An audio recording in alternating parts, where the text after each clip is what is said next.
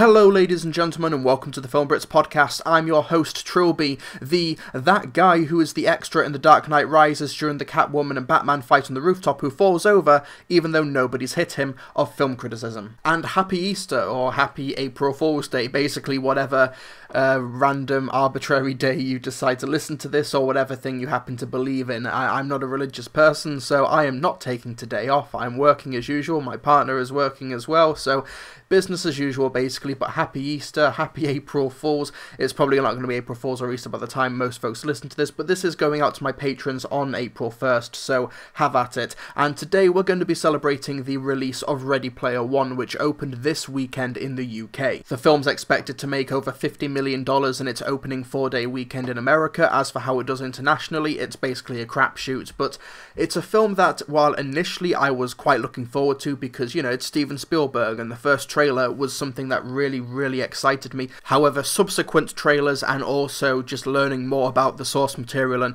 giving some of it a read myself, and it's a really badly written book, has kind of turned me off of, at least it's turned off my hype. I know that Steven Spielberg, as we will discuss multiple times in this podcast, has a habit of taking the source material and improving upon it. He takes questionable or mediocre source material, or sometimes great source material, and still somehow finds a way to elevate it. So I'm not writing Ready Player One off completely, but my hopes have kind of been diminishing over the course of the past few months.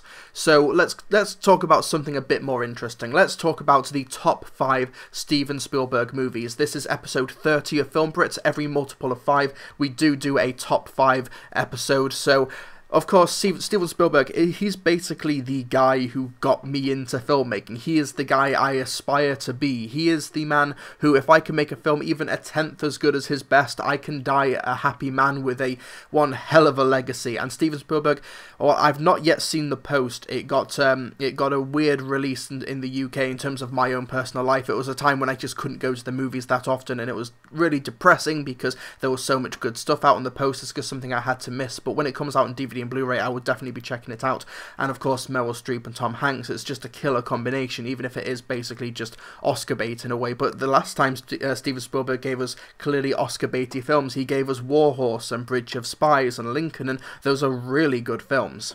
Steven Spielberg is essentially movies incarnate. He is, in terms of mainstream appeal, one of the most successful and profitable filmmakers of all time, if not the most.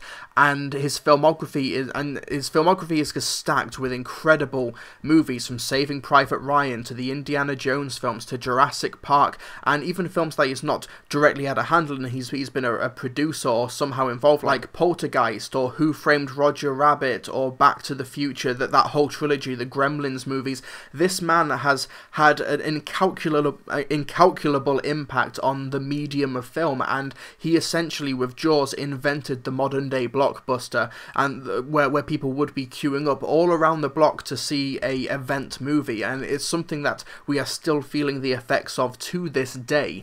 And I wanted to pay tribute to one of my favourite filmmakers and give my top 5 Steven Spielberg movies. I will give a couple of honourable mentions before we get to the top 5 proper, but before anybody asks, worst movie Minority Report. But anyway, honourable mentions. Number 1, The Adventures of Tintin, The Secret of the Unicorn. This was a movie that essentially showed Steven Spielberg as one of the more ambitious filmmakers of this era.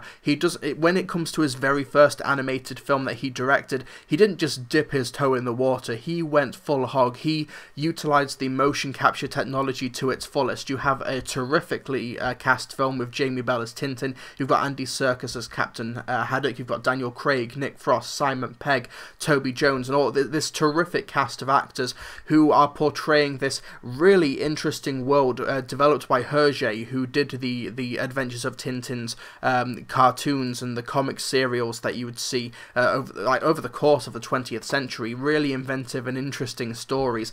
And the Adventures of Tintin is essentially what Indiana Jones and the Temple of the Crystal and the Kingdom of the Crystal Skull should have been. This should have been the fourth Indiana Jones movie, essentially, where it's globe-trotting. It's a better Indiana Jones movie than the last Indiana Jones movie.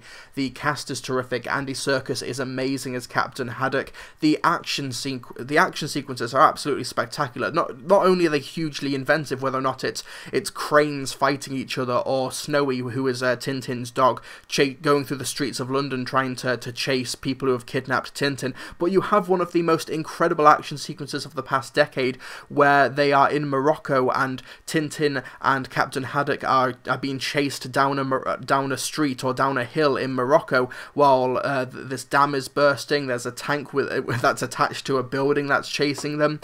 It's a terrific one-take action sequence when they try and catch this falcon. John Williams' music is pushing an orchestra to its limits. Those violins, I feel sorry for their arms when the track is over, but it's an incredible piece of music. I really wish that we will get a sequel to this. It didn't do great at the box office. It made a profit. And it did very well internationally, but maybe not enough to justify fast-tracking a sequel. But with motion capture, you can bring back Jamie Bell and Andy Serkis, and they won't have aged a day on screen. And also, if Peter Jackson is going to be directing like they originally planned to, because Steven Spielberg directed and Peter Jackson produced, and what they were going to do is a Tintin trilogy where they would alternate directing and producing roles. So Peter Jackson would direct the next one, and Steven Spielberg would produce and be more of a guiding hand. And I really hope that happens, because the first Tintin movie is a hell of a lot of fun. Cast are great, the action's terrific, the motion capture is possibly the best it's been in terms of just a solely motion captured movie, and you can see why Steven Spielberg was so fascinated with this technology when he incorporates it in future films, like not just Ready Player One, but also the BFG, where Mark Rylance as the BFG. It's a very flawed film, the BFG, in my opinion, but the effects on Mark Rylance, the motion capture effects, are almost seamlessly done. The BFG is a film where I feel like it kind of epitomizes Steven Spielberg's growth as a filmmaker, because if he had made this film 20 years ago, it would have had the edge that Roald Dahl originally intended the story to. The BFG is in a way a toothless adaptation, and that's kind of disappointing, unlike some of his earlier work, which is also my second honourable mention, Indiana Jones and the Temple of Doom. This was, no way is this making it onto a top 5 list or even a top 10 list, but in terms of personal enjoyment and shock value, and like, yeah, the Steven Spielberg of today would never have made this film with monkey brains and people being poisoned, and and also just ripping out someone's heart and prepare to meet Kali in hell. It's a really weird film. It's such an oddity in the franchise, but I massively enjoy it. It is easily the weakest of the original trilogy. Of course, Last Crusade or Raiders of the Lost Ark is going to be higher up on this list, or is one of them maybe even be on the list. I won't spoil it, but still, Indiana Jones and the Temple of Doom is just a ton of fun. That minecart chases, it's something else. But anyway, let's get on to the list proper. Number 5 is 1998's Saving Private Ryan. This was the movie that got Steven Spielberg his second Oscar for Best Director, and was of course nominated for Best Picture and infamously lost to Shakespeare in Love, but this is head and shoulders so much better than Shakespeare in Love. Saving Private Ryan kind of revolutionized the action movie, because before 1998 you had an emphasis on wire effects in terms of Eastern cinema, but for Western cinema it was more a case of getting Jean-Claude Van Damme all sweaty and in a tight tank top in order to do the action, and that was sort of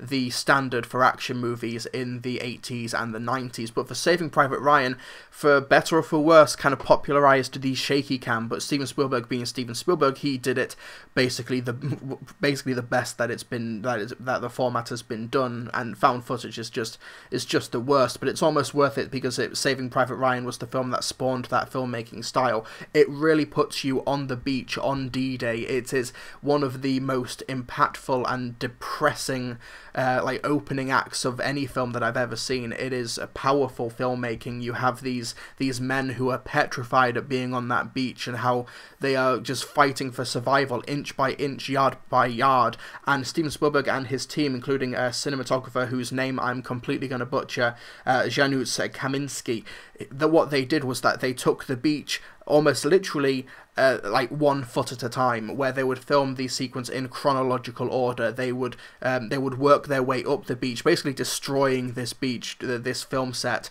in order to portray the events of D-Day, the attack on Normandy Beach, with this battalion who are led by Tom Hanks, who are trying to find Private Ryan, played of course by Matt Damon. The bleak cinematography, the really oppressive colour palettes, the amazing performances led by incredible Tom Hanks really bolsters the whole package of Saving Private Ryan. This is a film where I can't really pick out that many standalone segments or standalone sequences, and that's not necessarily criticism, it's because the whole of the film is such a gut punch. Yes, there are of course small moments like the man who's on the beach trying to put his intestines back in while he's crying for mommy. There's a scene when one of the men in the platoon, I forget who plays him, he has been shot by a sniper and he's trying to reach for this letter or this photograph from this family while blood's coming out and it's raining, and these images, they stick with you, but it's all part of a whole massive package. That sounds wrong, where there's this package where it just puts you in the mindset of just your average soldier during World War II, and that the cinematography completely complements that mindset. This is a superbly directed film. It is something that, like war, like with Munich and with Bridge of Spies, and of course like War Horse and Saving Private Ryan. This is a material that Steven Spielberg knows how to portray on film effectively, and Saving Private Ryan is essentially the apex, the epitome of that. The sound design is intimidating, the violence is harrowing. This is kind of such an unpatriotic war movie, but it's all the better for it. There's very little virtue to be found in terms of the grand scheme of the film. This is a very realistically portrayed war zone, and it's kind of unforgettable filmmaking in my opinion. The film was so effective that when it was initially released, doctors reported that visits to post-traumatic stress disorder counsellors rose in numbers after the film's release, where World War II veterans just found it so realistic and so affecting that they kind of had flashbacks to their own time in World War II, and that they were affected. The Department of Veterans Affairs set up a nationwide hotline for people, specifically veterans, who were affected by the film, and within 2 weeks of that film's release, that hotline had received over 170 calls. This is a very powerful movie, and this is number 5 on my top 5 Steven Spielberg movies list. Number 4, we have 1975's Jaws, the infamous production based off of Peter Benchley's average, mediocre, really not that good book, but what we have is one of the best and most iconic movies of all time. Jaws has an infamous production history where the shark didn't work. Spielberg decided to shoot as much of the movie as possible actually in open water and completely underestimated how difficult that would be. The movie was massively over budget, over schedule. I think they filmed, the budget was like 4 or 5 times what they thought it would be, and the actual length of the shoot was 3 times the amount it would be. It was a massive, mammoth production. They tried to get Spielberg off the project halfway through. They didn't think he could do it, but my goodness did he do it, because Jaws is a once in a century type of production. It's one of the best movies ever made, and of course it is the beginning of the summer blockbuster. When this came out in June 1975, there were lines around the block. This was a controversial movie. This was a movie that everyone just had to see, and there were lines around the block to the movie theatres, to the multiplexes, and everyone was talking about the film. With a worldwide box office total of $470 million. It was nominated for Best Picture, Best Sound Design, Best Editing, Best Score. John Williams' score is possibly the most iconic horror score ever committed to celluloid. It's an incredible time capsule of a movie, and it is something that still holds up. The shark, even though it is scarcely seen, its presence is felt throughout the entire movie. And there's this weird misconception that you see in modern filmmaking. Let's take Godzilla, for example, the recent 2014 Godzilla movie, where people were saying, oh, you hardly saw Godzilla, it was just like Jaws, it was just as effective as Jaws. And I think honestly, that massively sells Jaws short. I think if you say Godzilla is a great film because it's like Jaws, you're kind of doing a disservice to Jaws, because Jaws is not a great movie because you don't see the shark much. It's a great movie because everything surrounding the shark is really, really effective. And the reason Godzilla, conversely, is not an effective movie, in my opinion, is because the stuff around Godzilla is not even remotely interesting. When Godzilla is not around, I am bored senseless, but when the shark is not around in Jaws, I'm still hugely captivated, because you have this great cast with Roy Schneider, Robert Shaw, Richard Dreyfuss and others, and there's the whole politics with the mayor on the beach, there's the interaction with Martin Brody and his kids, there's the history of Quint. Robert Shaw is just a captivating screen presence. Just his entrance when he scrapes his nails on that chalkboard and he says, I'll catch him for 200 and I'll kill him for 500, or whatever the line is. It's an incredible entrance, and everything from the push-pull focus shot when Martin Brody is on the beach and the shark starts attacking, which to my knowledge was one of the first times in mainstream cinema that had been done. It was kind of done with Hitchcock's Vertigo, but you didn't quite see it that often with people being the central subject. Steven Spielberg, as usual, is a pioneer of bringing these shots and these concepts into the mainstream, and Jaws with the mainstream it birthed the summer blockbuster when it came out in the summer when most people were free from work or school, and when it was the weather was nice and everyone would go out and they could watch Jaws, but it would make them afraid to go back into the water. And you also have to talk about the negative impact of Jaws, where it kind of vilified sharks for the rest of time, basically, where sharks won't really attack humans because they think they're humans. They'll think they're a manatee or like a whale or something, which maybe says more about your personal body image than it does actually the shark, but who knows. But as for sharks, they are incredibly intelligent creatures who don't like the taste of humans, but unfortunately because of Jaws, it's had a massive impact with the shark population, which is very depressing, but that's just the power of media. That's the influence of film. So I guess that's kind of a positive in its favor. But still, Jaws and everything around the production, it's a great story in terms of the making of the movie and how hard Spielberg had to work and how hard that bloody crew worked as well. And he was in his mid-20s. He was about he was in his mid-20s, I believe, when he made this film. He had only done a couple of TV projects, and he did Duel, which is essentially a slasher film, except the slasher is a truck, and I hugely encourage that you go see Duel if you can. And this was his first big project, and he not only hit it out of the park, that ball is now no longer in this atmosphere. Jaws is my number 4 best Steven Spielberg movie. Number 3 is another Steven Spielberg summer blockbuster that changed the way movies are seen and the way that movies are made, and that's 1993's Jurassic Park, based off of the novel by Michael Crichton, and Michael Crichton actually co-wrote the screenplay of this with David Koepp. And the Jurassic Park novel is interesting. It's a good insight into the subject matter. However, the film is a lot more accessible, it's more fun, and in my opinion, the film is significantly better than the book. Like Steven Spielberg does, he takes these adaptations and he just elevates them somehow, which is what I'm hoping he'll do with Ready Player One. But anyway, Jurassic Park, of course, tells the story of John Hammond, played by the completely irreplaceable Richard Attenborough, who decides to open up a theme park where people can go visit dinosaurs, which they've somehow managed to recreate and clone and reproduce through finding dinosaur DNA within amber. And of course that is scientifically not true, but it's still a fun jumping off point for the movie. And Jurassic Park is one of the first films that really got CGI technology right. You saw maybe a couple of examples in the late 80s and the early 90s, but Jurassic Park was kind of the first movie where people would look at the screen and they would doubt themselves as to whether or not it was a real effect, whether or not it was a real dinosaur or a puppet or an animatronic, or if it was something made in a computer.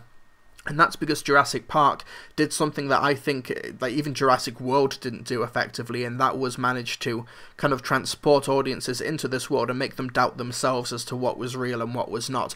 Jurassic World, I think, only had one animatronic dinosaur, and that was the one that was dying on the floor that they cradled and tried to look after. Whereas Jurassic Park had a terrific combination of CGI and of animatronics. When you had the T-Rex running, or when you had the Velociraptors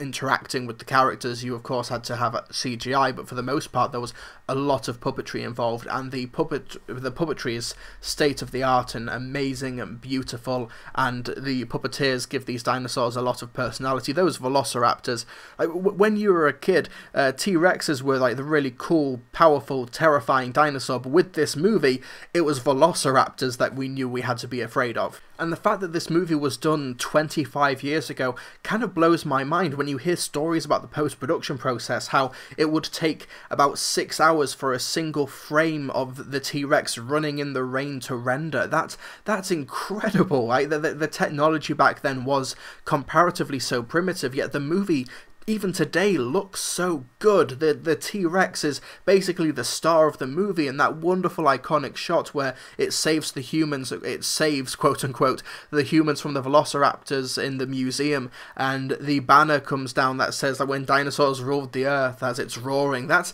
the stuff that blockbuster films were made for, like sequences like that. And there's so many iconic shots. Like the first time I saw this particular shot was in Toy Story, in Toy Story 2 actually, sorry, when they're in Al's toy barn and they're in that Barbie car driving down one of the aisles, and then they see Rex chasing after them and he says, "Dinosaur overboard!" and in the mirror it says, "Objects may be closer than they appear." And that was actually the very first time I saw that shot. But then in Jurassic Park a few years later, when you see that exact same thing with the T-Rex chasing the Jurassic Park Jeep in the rain, I recognise that shot. You know that you've done well when you've been imitated 1,000 times. And same for that moment when the T-Rex is coming for them at night and the glass is rippling with every footstep. Like the Steven Spielberg, he makes iconic sequences and iconic shots and scenes in his sleep. And Jurassic Park may be actually filled with most of them. In terms of its entire filmography, if you were to like try and just count the the individual shots, Jurassic Park may have the most of them.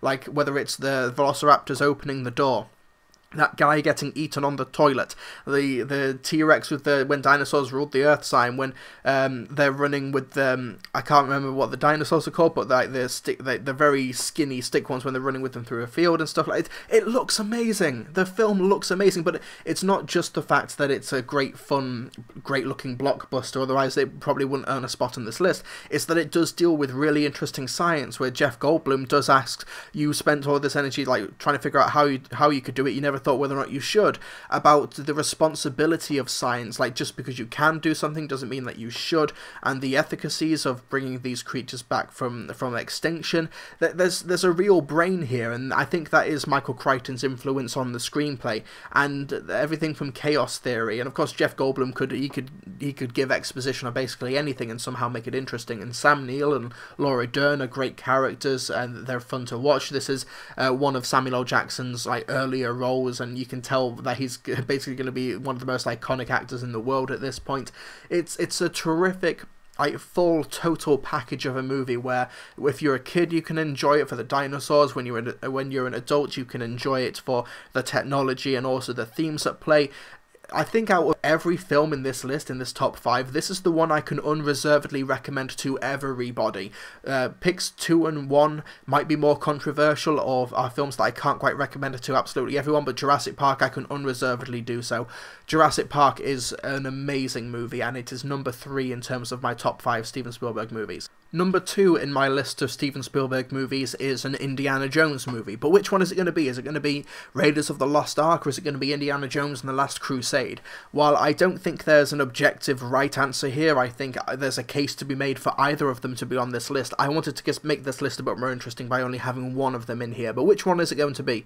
In my opinion, and my number 2, is Indiana Jones and the Last Crusade, and that's because I feel like while Indiana Jones and the Raiders of the Lost Ark is a great, iconic movie, there's terrific set pieces, Harrison Ford is firing on all cylinders here, I think Steven Spielberg has become a much more confident filmmaker between the first installment and between Temple of Doom and also between The Last Crusade. I think he's growing as a filmmaker, and his personal touch is more present throughout this film, because if there's one thing Steven Spielberg has in a lot of his movies, particularly his films in the late 80s and the 90s and the early 2000s, that is daddy issues. And with The Last Crusade, you have Sean Connery's inclusion as Henry Jones, and that kind of brings a much more personal personal touch to the entire film.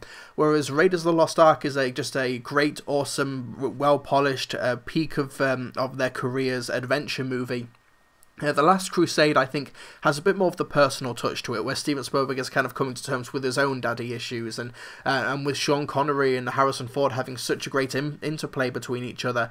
That personal touch really, in my opinion, adds a lot to the proceedings. And, of course, there are just some terrific, amazing set pieces, like Indiana Jones fighting the Nazis on the tank. That is just an outstanding action set piece. And when they're in the plane that's on fire, and Indiana Jones and Henry Jones are tied up and they're trying to yell at each other. That's just amazing comedy interspersed with the action set pieces, the final puzzles when they're trying to find the Holy Grail, and even the beginning when you have River Phoenix as the young Indiana Jones. That's such a great, strong way to open the movie, and the ending shots where he's riding off into the sunset is such a fitting end to the franchise. And then we have like Kingdom of the Crystal Skull, and that's that we don't like to talk about that movie around here. I also think out of the original trilogy, this is the funniest movie, and while there's a lot of unintentional humour to be found in Temple of Doom and Kingdom of the Crystal Skull, the actual jokes here, particularly with Sean Connery, who, in my opinion, this was one of his last great performances, is really, you have to watch it to believe it, whether it's when they're in the biplane and he accidentally destroys the rudder on the back of it, or whatever that you would call that on a plane, and then he just turns around and says, "Son, I'm sorry, they got us." Or when they're on the beach and he uses the umbrella to kick up the seagulls to try and take down the plane. It's kind of hard to actually believe that these things are convincing and also belong in an Indiana Jones adventure movie like this, but they make it work. Steven Spielberg is just really great at handling tones, or at least he is at this point in his career. Like later on, it's not quite as apparent, but here that personal touch adds a lot to the movie. This is my second favourite Steven Spielberg movie and my favourite Indiana Jones movie overall. And this #1 movie, my favourite Steven Spielberg movie of all time, is one of my just top 10 favourite movies in general. Not just Steven Spielberg, but just movies ever made. It's absolutely incredible. It was made the same year as Jurassic Park, and somehow Steven Spielberg made that and this in the same year. This was the movie that got Steven Spielberg his very first win for Best Director. It was his third or fourth nomination, but this was his first win, and that is Schindler's List, based off of the novel Schindler's Ark by Thomas Keneally, and based off of the true story of Oskar Schindler during World War II. For those of you who don't know, Oskar Schindler was a German. He was a member of the Nazi Party during World War II. However, he defected and he helped to save the lives of over 1,200 Jews during the Holocaust by keeping them in his house, by helping them evade Nazi capture.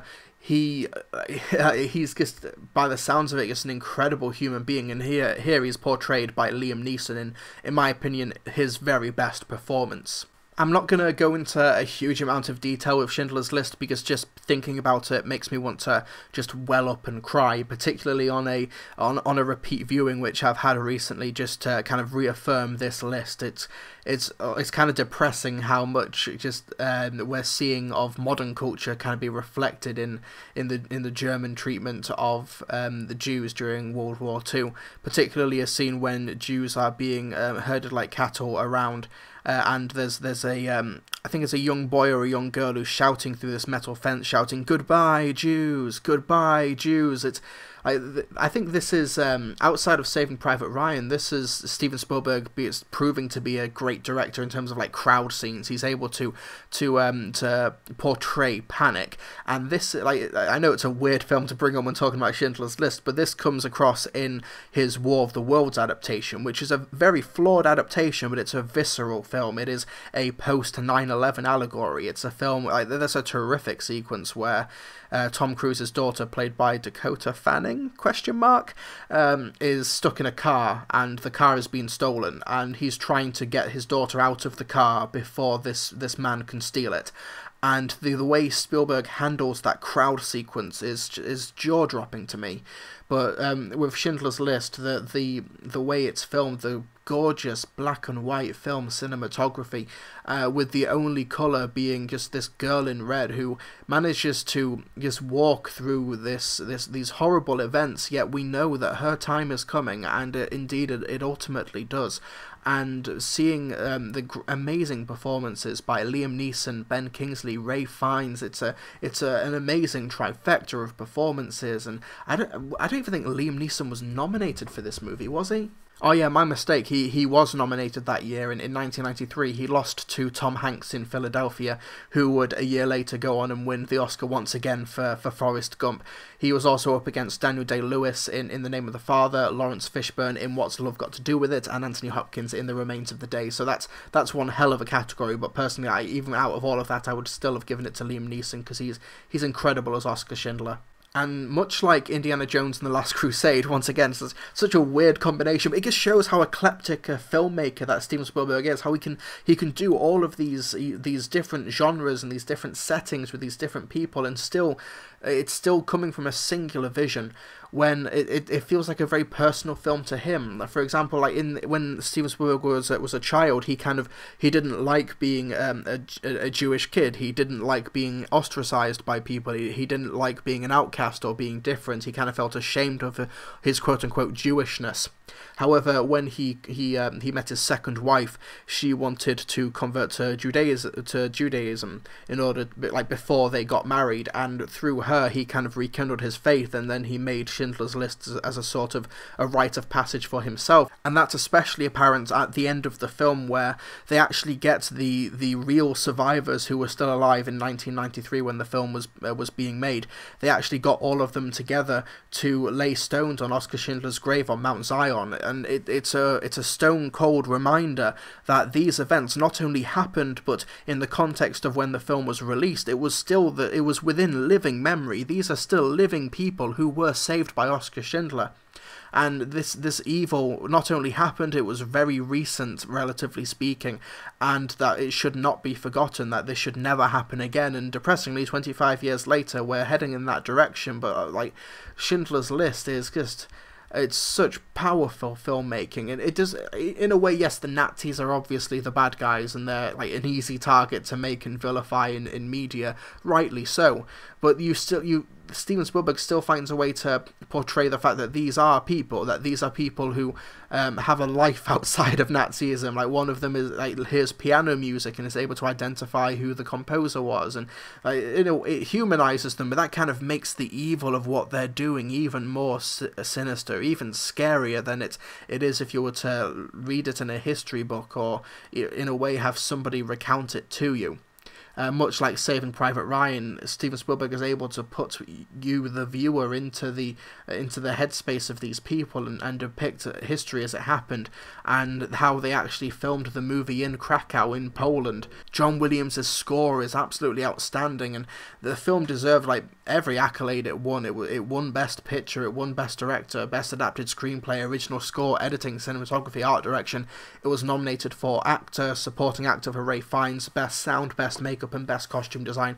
It is, in my opinion, the top 10 best movies ever made, Steven Spielberg's best and most personal work, and is outstanding, beautiful, haunting, inspirational filmmaking, and it's my favourite Steven Spielberg movie, and it is the number 1 on this list. So there you are, folks. That is my top 5 Steven Spielberg movies. Number 5, Saving Private Ryan. Number 4, Jaws. Number 3, Jurassic Park. Number 2, Indiana Jones and the Last Crusade. And number 1, Schindler's List. If you would like to post your favourite Steven Spielberg movie in the comment section below. And also let me know what you think of Ready Player One or The Post if you have seen either of those films. Let's see if new Spielberg can hold a candle to old Spielberg. Who knows, but more surprising things have happened in his career, basically. So let's get to the patron questions. This podcast, as I've said time and time again, is kept alive by you folks over at Patreon, and also it helps to keep the lights on here at Trilbee Reviews, and also helps to fund my short film Before He Wakes, where we have nearly finished production. We're quite a way into post-production as we put together all the stuff that we've done. I've actually had some audio sent to me from our composer, Ailey, so that should be, like, I'm putting it all together and it just sounds amazing at the moment. I might put together a little thing just for the patrons, like a little sizzle reel of what we've been putting together with that music.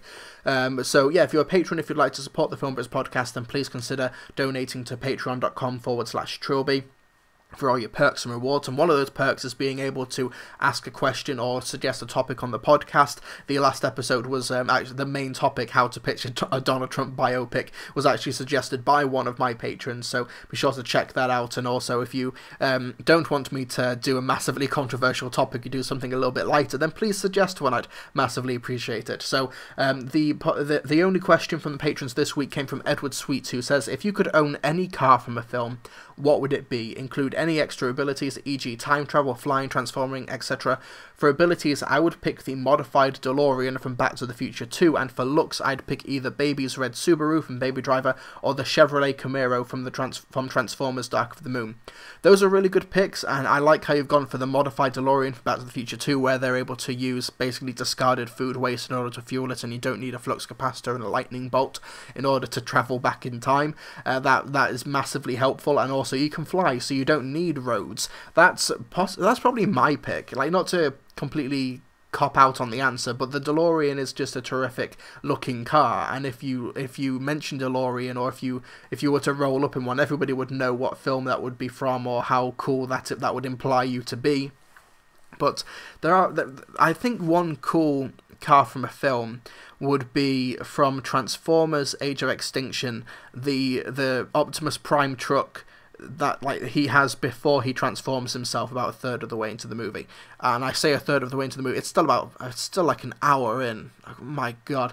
But yeah, the actual truck that pays homage to the 1980s cartoon, I think that would be a really cool truck to have, and I've seen ones on the road before and how awesome and cool they look when they are decked out with the red and the blue and the flame pattern. And also, if I had a truck like that with the big trailer on the back, when it transforms, the trailer would just fly off and wait for me. I don't know where the trailer goes. I don't think anybody knows. But then when I transform back into a truck, then yeah, that trailer just comes rolling back like a faithful companion, and I think that's just really, really cool. So I would go either for the DeLorean, the same one as yourself, and instead of the Camaro from Transformers Dark of the Moon, I would go for the Optimus Prime first truck from Age of Extinction.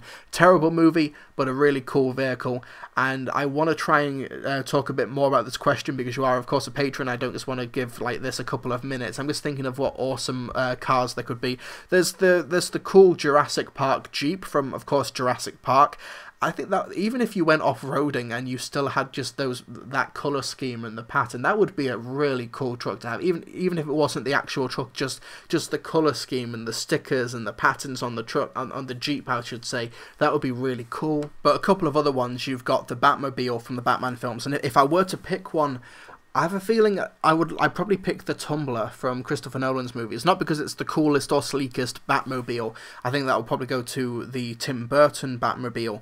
But it would be a lot more, it would be more malleable. I would be able to go on the rooftops with it. It would probably be much better on the road and much more flexible in terms of its utilities than the Tim Burton Batmobile, which just seems like a really awkward vehicle to maneuver. You've also got I think it's called the Giga Horse from Mad Max Fury Road, which is the car that Immortan Joe drives. It's that one with like the massive back wheels, and its back side is kind of elevated upwards. That's a really cool vehicle, and I want that in the Apocalypse.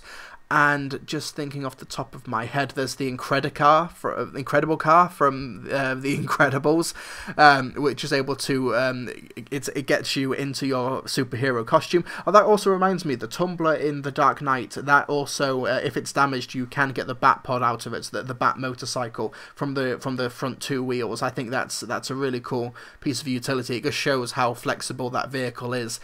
So yeah, let's go for the Tumbler. That would be a really cool alternative option. So thank you so much, Edward, for that question, and if you folks would like to support the Film Brits podcast and also suggest your own topics and questions, then please visit www.patreon.com/Trilbee. And now it's time for the lightning round, where basically I've gone onto my Facebook page and I have asked people to submit questions and topics, and I have to answer them in 60 seconds or less. So I've just put the cut-off point post in the comments section of that, so hopefully no more will come in, and I have a 60-second timer on my phone, so 3, 2, 1, go! Jonathan Mullen asks, worst to best X-Men movies. Okay, I'm probably going to miss some off the top of my head, but worst is definitely X-Men Origins Wolverine. Next up is X-Men Apocalypse, then X-Men The Last Stand. Yes, I think Last Stand is better than Apocalypse, because Apocalypse is just not even remotely interesting. Last Stand is very, very flawed, but it's at least more interesting. Then you have X-Men 1. You have the Wolverine, then X-Men 1, then what you got? X-Men First Class. X-Men 2, X-Men First Class, and then X-Men Days of Future Past. I think I've counted 8 then. X-Men movies. How many are there? How many movies are there? Come on, Google. Okay. Have I forgotten any? Okay, I've forgotten Logan and I've forgotten Deadpool. Let's put Logan... Oh no, but they're so different. They're not even X-Men movies. That counts. That's my list. That's my 8. Don't make me choose where to put Logan and Deadpool. That's really difficult. But yeah, that was the 60 seconds. So, next question. 3, 2, 1, go. John Bridgewater asks, thoughts on the Mission Impossible movies? First one is full of cool sequences. Second one, I only really remember the opening. The third one was actually the first one I'd seen. I actually saw it in theatres, and I really liked it. I think it's one of J.J. Abrams' better movies, and Philip Seymour Hoffman is a terrific villain in that movie. Probably the best villain in that entire franchise. Mission Impossible 4 is the best. By far and away the best. Brad Bird, his work on Ghost Protocol, it was outstanding. That sequence in Dubai, the sandstorm sequence, and how the film actually has a thematic through line where everything is going wrong for the team, and that is what makes everything tense. It's really fun. It's really well put together. Rogue Nation was a step down in my opinion. So if the best ones are 3 and Ghost Protocol, but Ghost Protocol is the best one by a very wide margin, and hopefully the next one will be able to live up to Ghost Protocol standards, even though it's the same director as Rogue Nation. So yeah, next question. 3, 2, 1, go. Dominic Miller asks, because it's on my mind, have you read The Writer's Tale, and if not, thoughts? If not, I recommend it. I will warn you, I'm at a Regeneration Marathon and fuming at Moff doing all the things Davis warns against. Yeah, I'm guessing you mean The Writer's Tale book by Rusty Davis. I read it when it first came out. This is going to sound so bad, I don't remember anything about it. My mind cannot retain all of the knowledge from that book. I'll give it a reread, but I do own the book, and I have read it cover to cover when it first came out, like 7 or 8 years ago. I do need to revisit it. I'm afraid I don't really have an answer to that question. Next one, 3, 2, 1, go. Sam Whale says, best J.J. Abrams movie, you know, Spielberg's Mini-Me. I'll look at his filmography again, but I do think it is either Force Awakens or Mission Impossible 3. Let's look again. So his filmography. Okay, it's directed Mission Impossible 3, Star Trek, Super 8, Star Trek Into Darkness, The Force Awakens, and Star Wars Episode 9. Yeah, it's Mission Impossible 3. Easy. And it was his first directorial film. Star Trek is meh. Super 8 is meh. Star Trek Into Darkness is generally bad. Star Wars The Force Awakens is okay, but everything good about it was done like in the original trilogy, so I'm not really going to give him much props for it. Yeah, he did well at holding the film together, but like Mission Impossible 3 and Force Awakens are more or less neck and neck for his best film. I think he just should stop given films. These massive like tentpole franchises. There's so many more deserving artists for it. Next question, 3, 2, 1, go. Marco Portuando says, what's your favourite Jim Carrey comedy and drama? Also, have you seen The Mask, Dumb and Dumber? Yes, I've seen The Mask and Dumb and Dumber. The Mask is terrific, and Jim Carrey is amazing in it, and Cameron Diaz is just smoking in it. Jim Carrey, I think it's The Truman Show. I'm going to quickly glance at his filmography just in case there's anything I've missed, but his best comedy and drama is The Truman Show. That is a terrific film. It's a great, relevant movie that is aged incredibly well. It's an amazing performance from him. I think he's when you do these more dramatic films, like say The Number 23, when you're trying to be edgy and dramatic for the sake of it, but with The Truman Show, he is just a great dramatic actor when the need calls for it. Just thinking Ace Ventura, I think is okay. I never really gravitated to it. Bruce Almighty was probably my first true introduction to him, and I love that movie. Yeah, so yeah, I'm gonna go for Truman Show for best drama and comedy, but of course he's been great elsewhere as well. So next question, 3, 2, 1, go. Taylor Christiana says, "Have you seen The Ridiculous Six? I was pulling into a viewing party my brother was throwing. It was a triple feature or R6, Emoji Movie and 50 Shades Darker. That is one hell of a viewing marathon." Hope you got out alive. Ridiculous Six, Emoji Movie and 50 Shades Darker is a really bad marathon. I've not seen Ridiculous Six. I knew I wouldn't like it. I didn't want to support Netflix's algorithm. Yeah, I just haven't seen it. I've heard terrible things about it, and I've not seen either of those 3 movies. I never got around to Emoji Movie or 50 Shades Darker. I will watch the rest of the 50 Shades movies, because I just need to get that out of my system. And of course, like, the first film was like the worst movie I saw in 2015. I think it was 15. So I have unfinished business, and people, of course, have expectations for me, but I've not seen Ridiculous Six, and neither do I plan to. Next question, 3, 2, 1, go. Quick pitch for your own Indiana Jones movie, asks David Banks. Okay, an Indiana Jones movie pitch. God, okay, I would go for the idea that has been floating around where it is a passing of the torch. I would maybe open it with Harrison Ford. I say, like, a student stays behind at his lesson and asks about a thing, and he's like, "Oh, I've discovered that," or "I know something about that," and then it gets flashbacks to Chris Pratt or Bradley Cooper or maybe another younger actor, so they can get more films out of him in a young Indiana Jones movie, and then the movie ends with like him saying goodbye, and then the rest of the films, the series is just that younger Indiana Jones. I think you should not have Harrison Ford with the whip and trying to. I think you should show his more intellectual, knowledgeable, historical side as well. That he's not just a guy who punches Nazis. He will talk and debate with them. I'm kidding. But yeah, I think that's an aspect that's missing from Kingdom of the Crystal Skull. And that's how I would do it if you gave me 60 seconds to pitch that movie. Next question, 3, 2, 1, go. Dean Jones says, favourite video game of all time. Also, is it possible for a belated birthday shout-out? I turned 26 on Friday. Happy birthday, Dean Jones. Hashtag Dean Jones for birthday shout-out. So, favourite video game of all time. My top 3 that I always revisit is The Legend of Zelda Majora's Mask.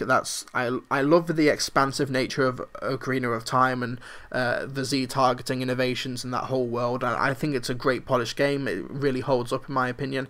But Majora's Mask is more of what I'm looking for in a game. It is more story driven. The world, because the world is much smaller, but it repeats itself over the 3-day cycle. It's more well detailed, and you get to know these characters. Second is Shenmue 2, a game I've not revisited since I first played this, and I'm depressed it won't hold up, so I'm gonna keep this to myself. And also Resident Evil 4, specifically the Wii version, because it just controls so bloody well. I'm playing it at the moment. It's so satisfying to play. It's genuinely scary, great atmosphere, love it. It's a lot of fun. Those are my top 3. Next question, 3, 2, 1, go. Harvey D. Cotton Jr. asks, best restaurant in London. As someone who only ever visits London for work, I don't really know, because when I have to visit places for work, I'm either told, oh, you have to go to this place to pick up food for people, or you just go to a branded place like Nando's or McDonald's or Costa or something else. So I am absolutely the wrong person to ask. Favourite best restaurant in London? I can't give an answer. I'm sorry, I'm just not educated enough on London restaurants, but let's say it's a Jamie Oliver or Gordon Ramsay restaurant or something, I don't know. And Harry Walker, he put in a comment that was 5 minutes after the cutoff point, but I will still answer it because he's asked it while I'm here looking at the screen. So Harry Walker asks, how would you rank the Harry Potter films? Off the top of my head, I hate ranking things in 60 seconds because I end up missing one. Worst one's Chamber of Secrets, but it's still great. Next one is Harry Potter and the Philosopher's Stone. Then we go for Harry Potter and the Goblet of Fire. Harry Potter and the Half-Blood Prince. Harry Potter and the Order of...